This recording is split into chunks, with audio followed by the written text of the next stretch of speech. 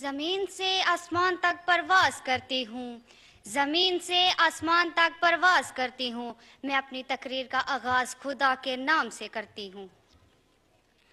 یہ سورج یہ ستاروں کا جہاں کوئی نہیں دے گا، یہ سورج یہ ستاروں کا جہاں کوئی نہیں دے گا، زمین کھوئی تو تم کو مکان کوئی نہیں دے گا۔ وطن یہ مٹ گیا تو تم بھی مٹ جاؤ گے نادانو، اسی کو زندگی سمجھو، اسی کو زندگی مانو، کہ پاکستان سے باہر تمہارا کچھ نہیں آرو، کہ پاکستان سے باہر ہمارا کچھ نہیں آرو۔ جناب اسپیکر،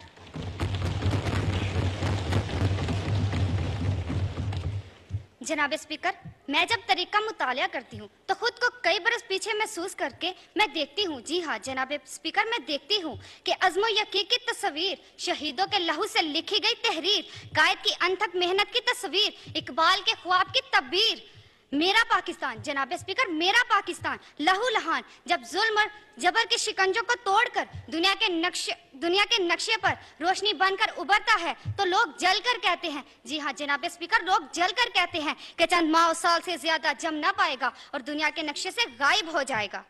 مگر آج تاریخ یہ مناظر دکھاتی ہے کہ ہم اللہ کے فضل و کرم سے نہ صرف قائم و دائم ہیں بلکہ ہم نے اپنی جدوجہد سے یہ ثابت کر دیا کہ جب اپنا قافلہ عزم و یقین سے نکلے گا، کہ جب اپنا قافلہ عزم و یقین سے نکلے گا، جہاں سے چاہیں گے رستہ وہیں سے نکلے گا۔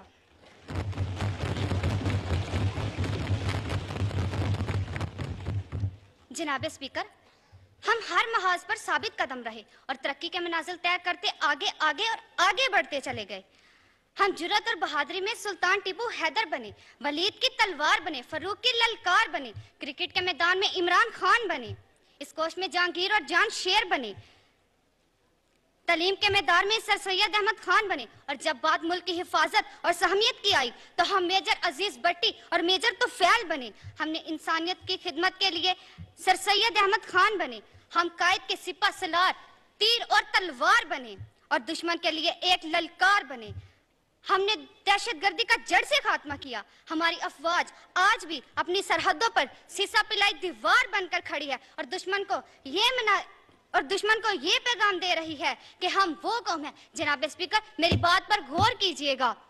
کہ جب قسمت کے دروازے کھلے ہم سب پر، کہ جب قسمت کے دروازے کھلے ہم سب پر، لوگوں نے دولت مانگی اور ہم نے وطن۔